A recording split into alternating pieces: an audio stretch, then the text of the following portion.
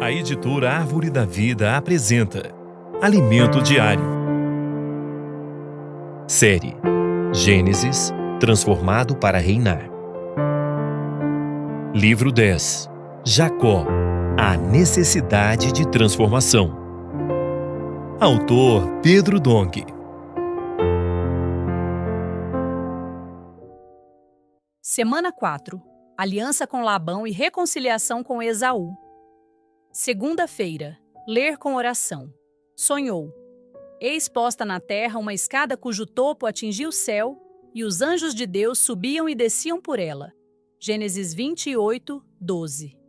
A visão que governa a igreja. Graças a Deus por Jesus Cristo, nosso Senhor, que fez novamente a ligação entre o céu e a terra.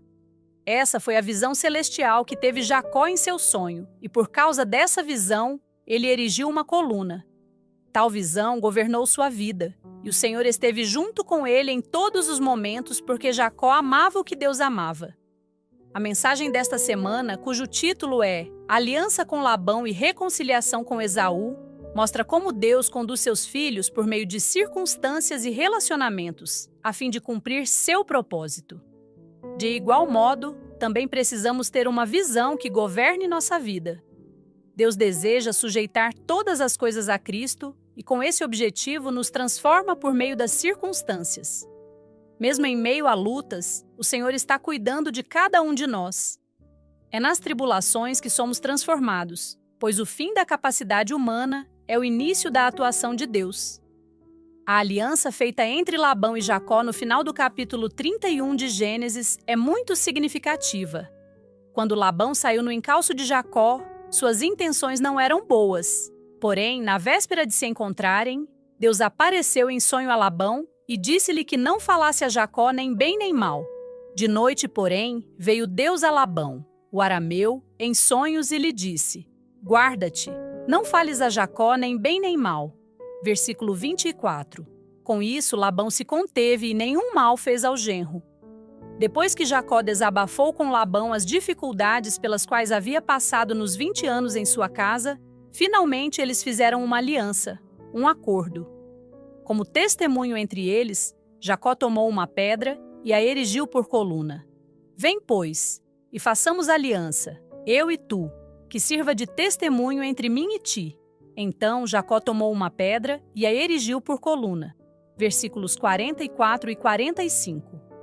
Essa foi a segunda coluna que Jacó levantou.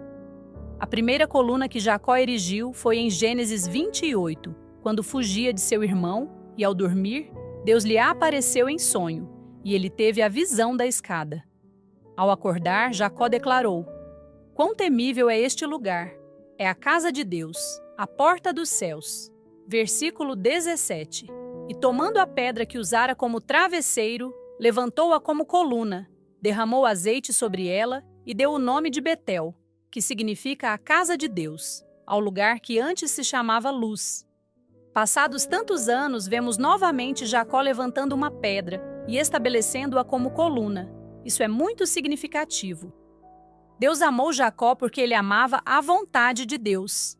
Amava o que Deus ama. Jacó valorizava o direito de primogenitura, as promessas e a bênção que Deus havia dado a Abraão e a Isaque. Deus amou e escolheu Jacó, porque ele amava o que estava no coração de Deus. Você pode ser uma pessoa com muitos defeitos e falhas, mas se ama o que Deus ama, você é abençoado. Por circunstâncias adversas, Jacó foi obrigado a sair da casa de seus pais. Ele nunca havia enfrentado sozinho o mundo. Tudo lhe parecia temível e incerto. Mesmo assim, partiu em direção à casa de Labão. Contudo, na primeira noite em que dormiu fora, Deus lhe apareceu num sonho. Se a história terminasse antes da visão de Betel, pouco haveria de concreto sobre a relação de Deus com a vida de Jacó. Como ele amava o que Deus amava, o Senhor precisava dar direção à sua vida, estabelecer um foco, conceder-lhe uma causa. Deus então deu-lhe uma visão, e tal visão governou toda a sua vida. Jacó suportou tudo o que sofreu porque tinha uma visão. Assim como Jacó, nós também precisamos ser pessoas de visão. É necessário ter uma visão governante, mas para isso Deus precisa dar-nos revelação. Em Gênesis 28, Deus apareceu a Jacó em sonho. Ao acordar, ele declarou que aquele lugar era temível e que era a casa de Deus, a porta dos céus. Ninguém lhe havia falado sobre a casa de Deus. Ele afirmou isso porque teve uma visão celestial. Em seguida, ele levantou como coluna a pedra que lhe servira de travesseiro e entornou azeite sobre ela. Qual é a visão que nos controla hoje? Alguns talvez digam que é Cristo e a Igreja. Essa resposta não está errada, pois no Evangelho de Mateus, Deus Pai revelou a Pedro que havia enviado Cristo, o ungido, para fazer a vontade do Pai.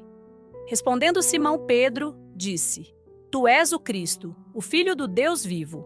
Então Jesus lhe afirmou: Bem-aventurado és, Simão Barjonas, porque não foi carne e sangue que te revelaram, mas meu Pai, que está nos céus. Também eu te digo que tu és Pedro, e sobre esta pedra edificarei a minha igreja, e as portas do inferno não prevalecerão contra ela. Mateus 16, 16 a 18. Ungido significa que ele foi comissionado para cumprir a vontade daquele que o enviou. Cristo edificará a igreja, e quando esta estiver edificada, o reino de Deus também será estabelecido. Então Deus cumprirá plenamente sua vontade. Caro leitor, qual é a visão que o controla? Toda essa visão implica a perda de nossa autonomia, pois Deus precisa ser nosso Senhor. E por meio de nós, Cristo, como cabeça do corpo, exerce plena liberdade de ação em seu corpo.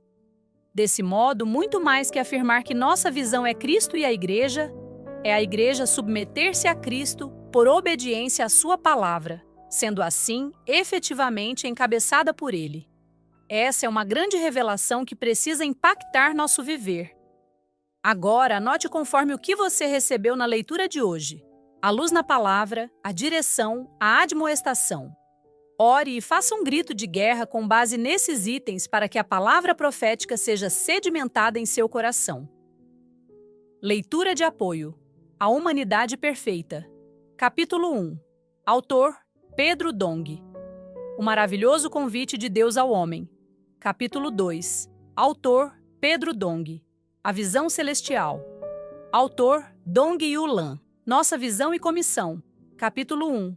Autor: Dong Yulan. Esperamos você amanhã para mais uma leitura do Alimento Diário.